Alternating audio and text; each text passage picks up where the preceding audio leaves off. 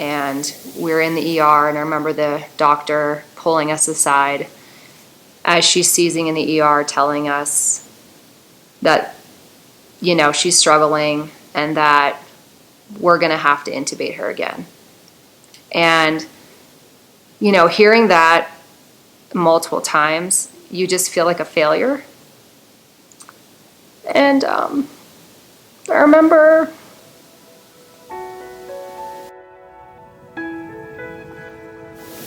the alarm went on and we started rushing back.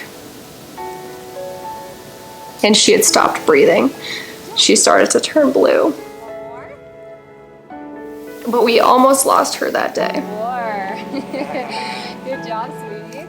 It took us almost a year to get pregnant with Jordy, so it was very humbling for me. I had about 4 or 5 friends who had babies in that year, so it was very hard to watch everyone around me have kids. And while I was pregnant, about halfway through, people kept coming up and saying, "You're so small, you're so small, you're so tiny, your belly's so tiny," and I was just so self-conscious about that. And so I'd go in and I would tell the doctor, and they would say, "Don't worry, your baby is perfect just the way that, you know, they are, and don't listen to what other people have to say." So a few more weeks went on, and I went to my 24-week appointment, and they did notice she started measuring just a little bit smaller than typical, and so sent me in for some testing. Then they just monitored her along the way, and honestly didn't really find anything alarming other than that she was tiny. And so they said, let's, you know, if you would like, you can go take a tour and walk through the NICU, because likely she'll be going in there, and being at high altitude, she might need some oxygen. And so I did that, and I remember walking through, taking the tour with a neonatologist, and, you know, I was watching them in their, you know, little incubator, thinking, well, that's not going to be me, you know. I mean, I'm just gonna have a little preemie baby, and we're going to be out of the hospital, and everything's going to be fine. When the day came and she was born, and then this is the first time I got to meet her after a whole day of waiting, because I was too sick to be able to go into the NICU. So that was a really special moment.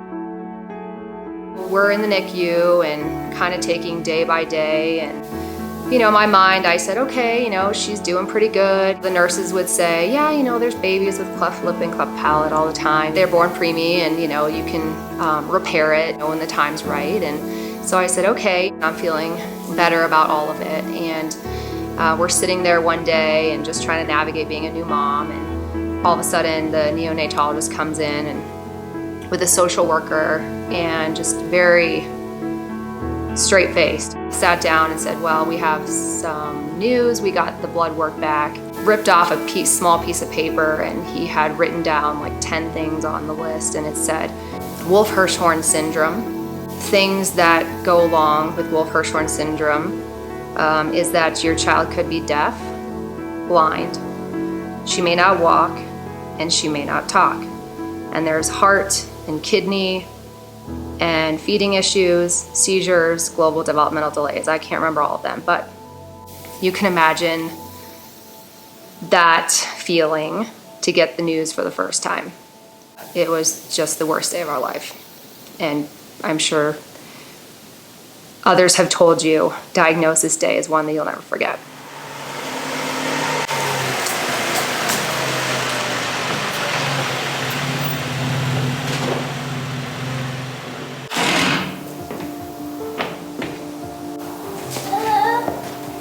And everything that you're scared of, you know, is just kind of like right directly in front of me, like head on. Then you're gonna have to deal with this, and you're gonna have to figure out how to, you know, get over this. And so then it was, okay, now we have a G-tube, we have hearing aids, we're adding seizures into it. You know, we have to train people on what the seizures look like and what to do, and, you know, how to transfer her. So the physical therapy, we had to do exercises every single day throughout the day, and, you know, occupational therapy and all the things, and they all give you exercises, things you're supposed to do throughout the day, and it becomes overwhelming because it feels like your day just never ends. You know, you're always doing something. It didn't quite registered to me at the time that this was going to be as long-term.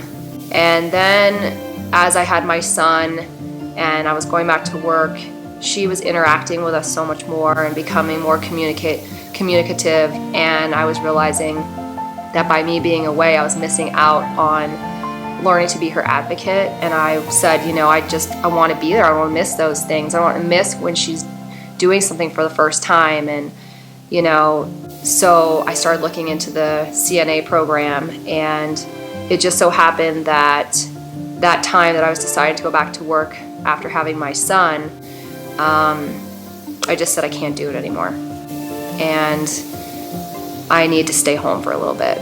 And so it was the month that I stopped working that I got set up for the first time under the program, and it was huge to be able to, I was walking away from a big career, being the breadwinner in the family, and to all of a sudden not having anything to help supplement. So the fact that we could get paid to be our child's caregiver was it helped, lessen the burden that we were about to have, adjusting now to one income.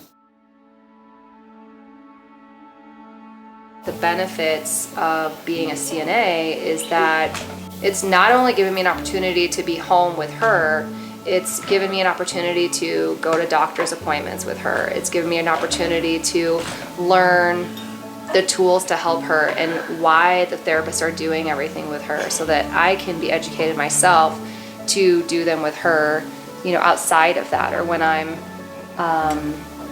home and we have time to work on them. And it's also given me the opportunity to learn about her disability and to go out and,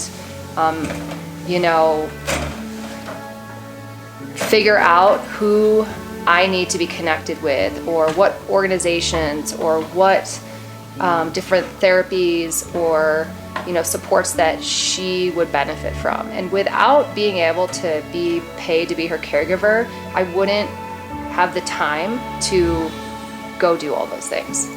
I've learned how to be a stronger person and advocate, and I think that those are all things that are benefits of being a CNA that are not obvious, I guess.